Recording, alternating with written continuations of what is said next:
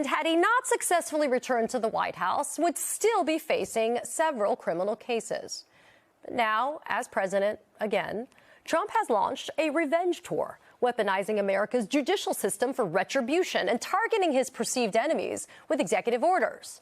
But there are some in the system that aren't going down without a fight. Late yesterday, in response to two separate lawsuits brought by Jenner and Block and Wilmer Hale, two different federal judges appointed by George W. Bush temporarily blocked the Trump administration from enforcing parts of the executive orders targeting those law firms, with one judge saying, quote, "There is no doubt this retaliatory action chills speech and legal advocacy, and that is qualified as a constitutional harm." Señores, Donald Trump acaba de recibir un duro revés legal en los tribunales. En esta ocasión no se trata de una simple demanda, sino que estamos hablando de dos de los bufetes de abogados más importantes del país, que al parecer han decidido enfrentarlo legalmente. La razón de todo esto es un par de órdenes ejecutivas muy abusivas que buscan castigar a sus enemigos.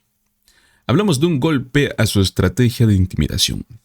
Y una vez más nos demuestran que su poder no es ilimitado. Sean bienvenidos a Políticamente en Desacuerdo. Señores, hoy veremos cómo Donald Trump recibe una brutal ola de demandas instantáneamente. No es lo único que estaremos hablando en esta ocasión, porque también veremos cómo es que Trump busca romper la ley. Busca olvidarse de la Constitución de los Estados Unidos y afirma que buscará un tercer mandato. Así que los invito a que se queden hasta el final de este video porque veremos los detalles más interesantes. Bueno amigos, para que puedan entender lo que está pasando, se trata de Wilmer Hill y Jenner Block. Son pues bufetes de abogados muy importantes en el país que han demandado a la administración de Trump luego de que éste intentara atacarlos con órdenes ejecutivas de estilo represalia. El motivo de esto, haber tomado casos que no le gustan, contratar abogados que él considera enemigos. En esta ocasión su estrategia de abuso de poder le ha salido el tiro por la culata. Él alegó que estas firmas están promoviendo una agenda partidista y que discriminan en sus contrataciones por seguir políticas de diversidad, de equidad e inclusión. Pero amigos, lo que realmente está en juego aquí es en sí la capacidad de cualquier persona de poder tener una representación legal sin miedo a represalias políticas. Para esto vamos a ver un par de clips para que podamos entender un poco más esta situación. Así que veamos esto. So in case you forgot, convicted felon President Donald Trump was found guilty by a jury of his peers on 34 felony counts of falsification of business records, found liable for defamation, civil fraud, and sexual abuse. And had he not successfully returned to the White House, would still be facing several criminal cases. But now, as president again, Trump has launched a revenge tour, weaponizing America's judicial system for retribution and targeting his perceived enemies with executive orders. But there are some in the system that aren't going down without a fight. Late yesterday, in response to two separate lawsuits brought by Jenner and Block and Wilmer Hale, two different federal judges appointed by George W. Bush temporarily blocked the Trump administration from enforcing parts of the executive orders targeting those law firms, with one judge saying, quote, "There is no doubt this retaliatory action chills speech and legal advocacy, and that is qualified as a constitutional harm." Joining me now is Rachel Cohen, attorney and a former associate who resigned from Skadden Arps in protest of the way that the firm handled those threats made by Donald Trump. Rachel, it is an honor to have you on my show. The timing is interesting, though, isn't it? That just yesterday, the news was released that your former law firm, Skadden Arps, did, and I will use my own phrase, capitulate in advance to Donald Trump. Skadden had not been facing an executive order per se, but decided that it wanted to negotiate what Trump called a settlement, which has its own meaning, doesn't it, legally. I wanted to get your thoughts about the fact that the law firm you used to work at for almost 3 years has now bent the knee. Thanks so much for having me, Katie, and the honor's all mine.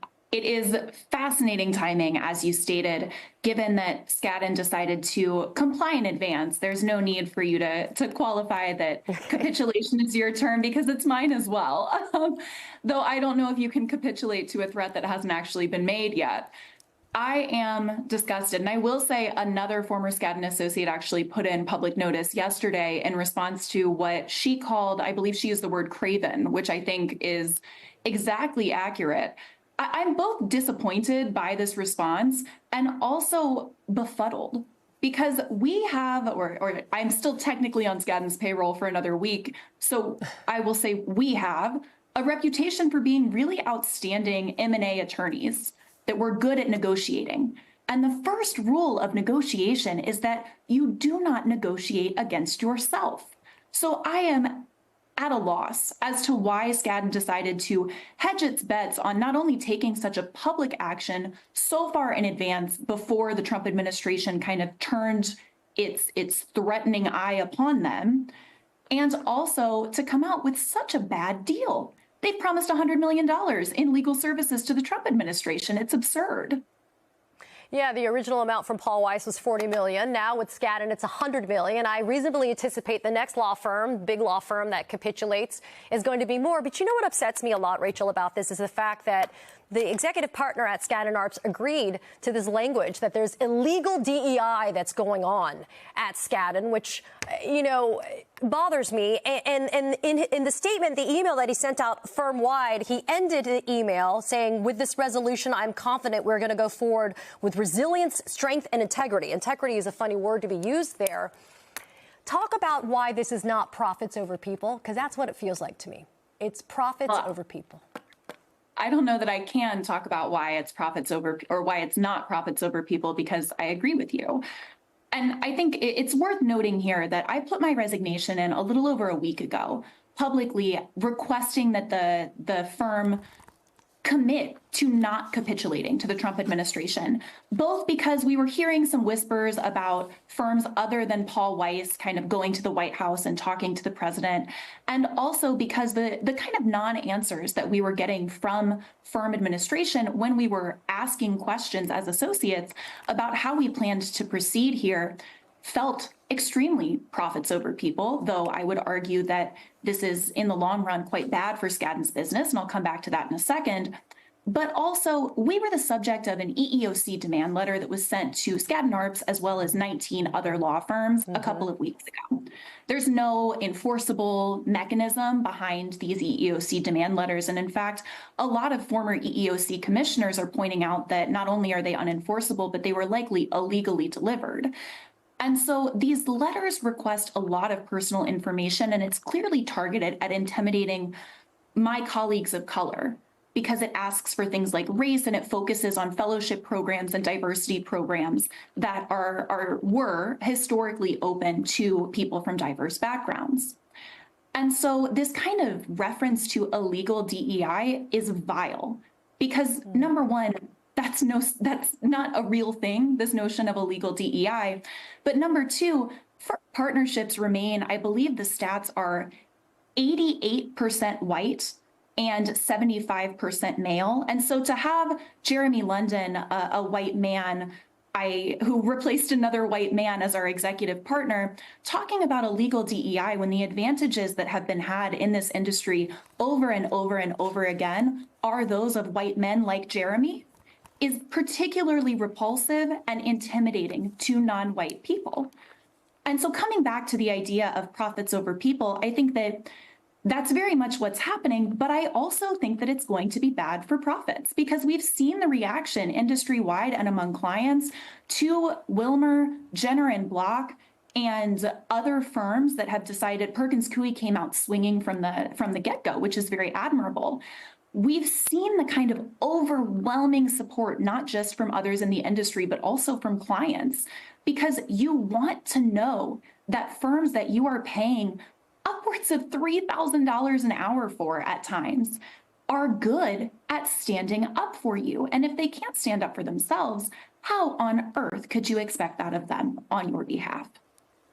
You know, Rachel, I mentioned at the beginning of your interview, you were at Skadden for 3 years. Working at a place like Skadden, for those that are tuning in that maybe didn't go to law school and aren't in the legal profession, it is a brass ring. It is very much a gold standard.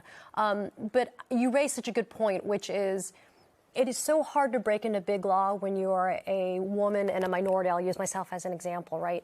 It's even harder to ascend within big law, to be able to become an equity partner, to get a seat at the table, to be able to have a voice in what is happening. And so how important is it then for people to look at Wilmer Hale, Perkins Coie, Jenner and Block, who, by the way, are getting temporary restraining orders in protection of them against the Trump administration? How important is it for people to look at them and say, you're right, these are the law firms that we want to do work with because they're the ones that are going to stand up and defend us and our interests, and DEI is going to be protected there?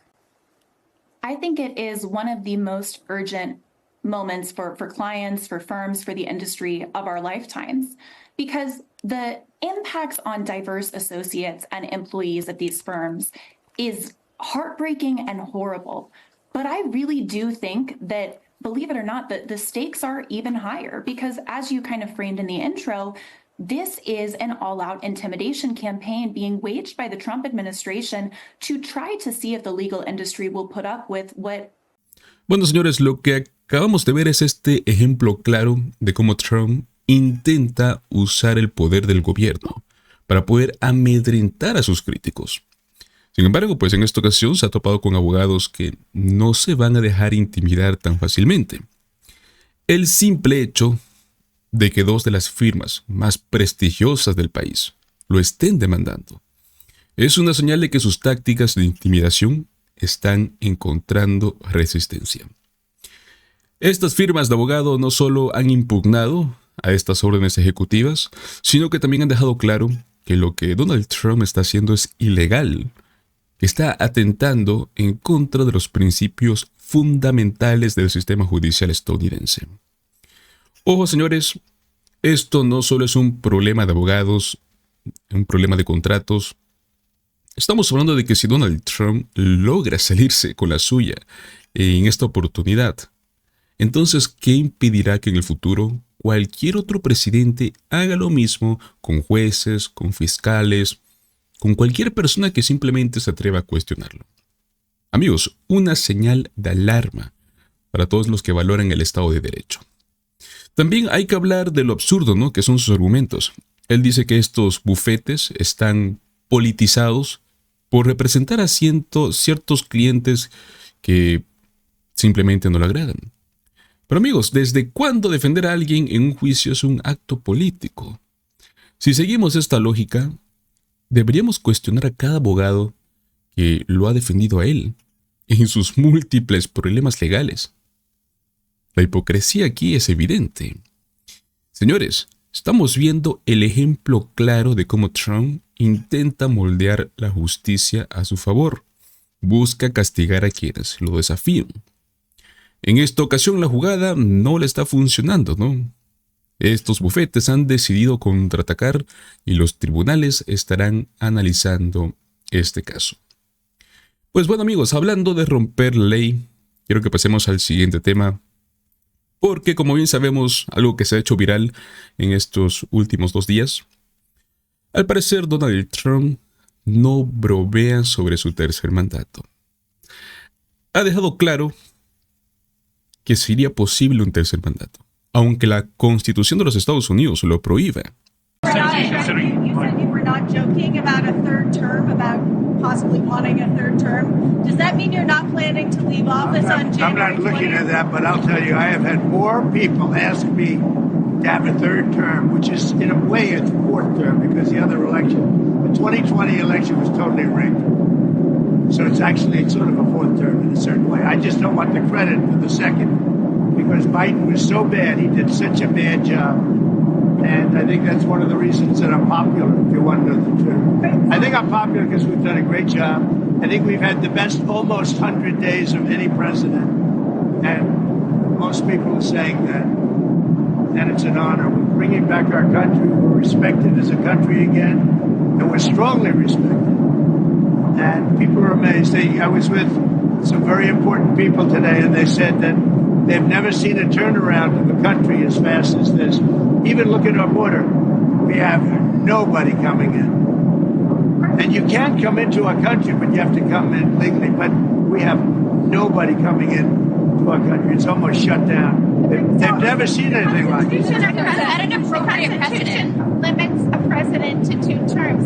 Is it your understanding that they have to I don't be? even want to talk about it. I'm just telling you, I have had more people say, please run again. They said, we have a long way to go before we even think about that. But I've had a lot of people. Yeah, go ahead. Did you have something? Yeah, I just wanted to ask, do you think that's an appropriate precedent to set, even if it wasn't you in this position, to see a president serve a 3rd term? I don't want to talk about a 3rd term now because no matter how you look at it, we got a long time to go. We have a long time. You know, we have almost 4 years to go.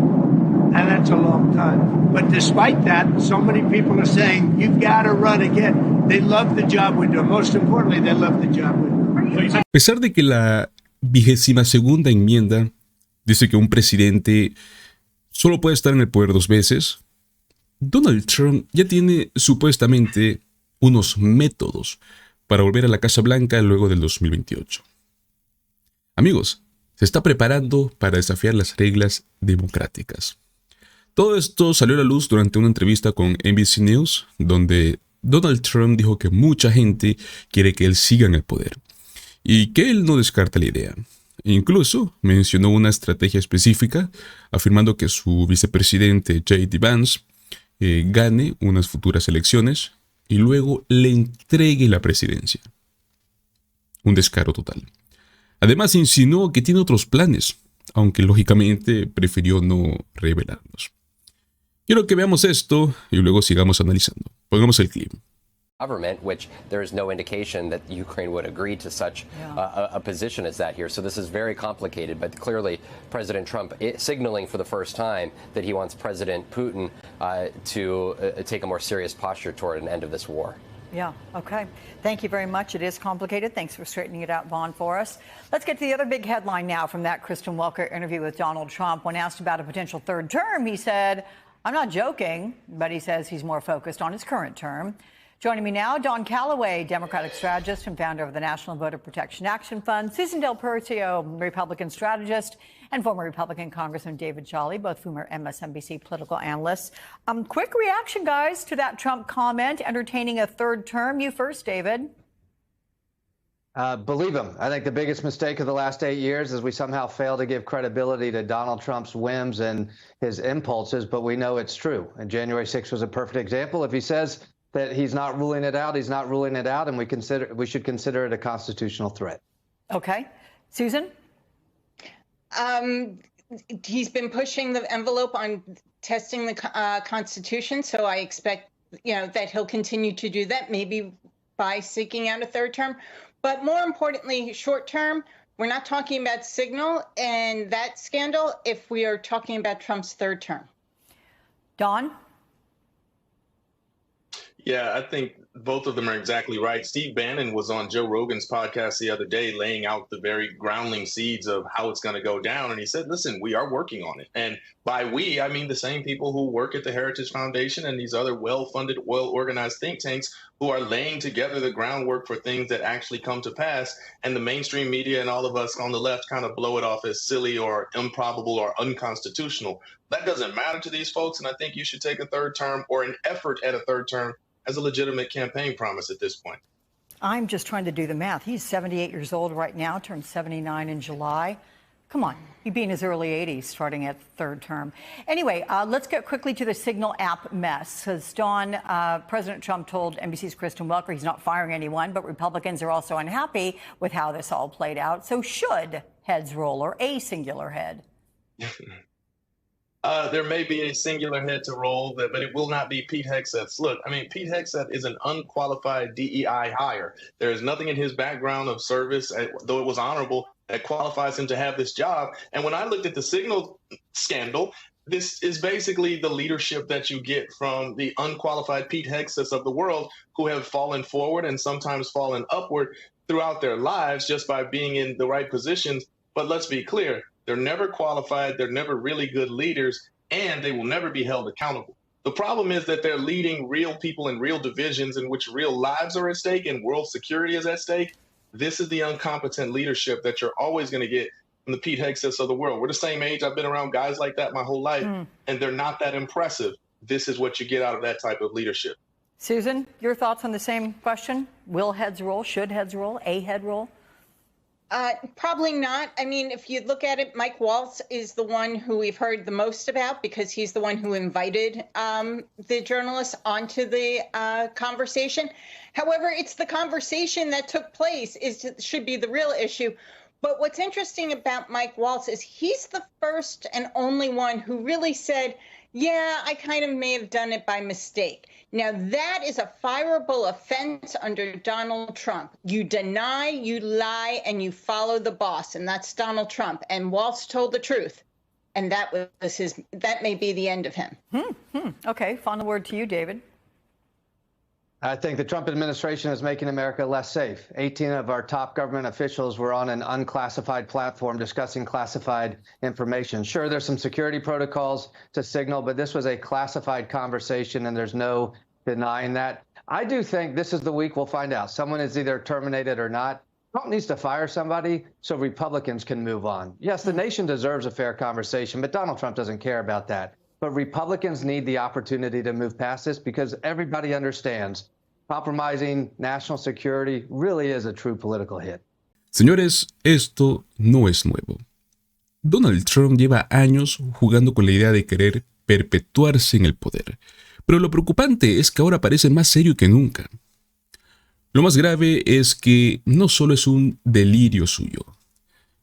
Aliados muy cercanos, como lo es Steve Bannon, o como lo es el congresista republicano Andy Ogles, ya están moviendo piezas para modificar la Constitución y permitir un tercer mandato. Pero amigos, ¿qué tan realista es esto? La Constitución de los Estados Unidos es bastante clara. Para poder cambiar esta enmienda, se necesita el voto de 2/3 del Congreso, o por lo menos una convención constitucional.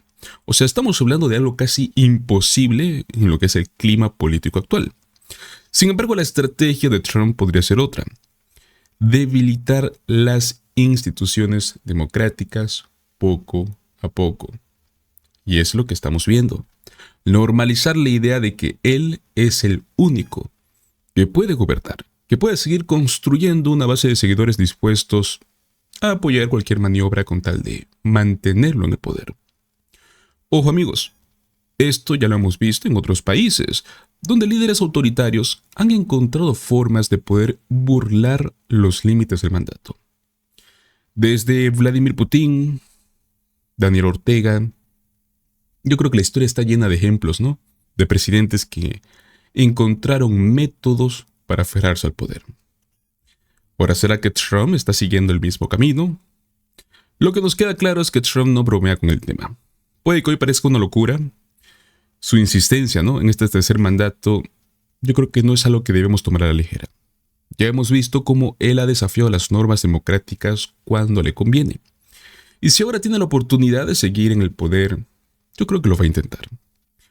Ahora yo le pregunto a ustedes, ¿creen que Trump realmente tiene un plan para un tercer mandato?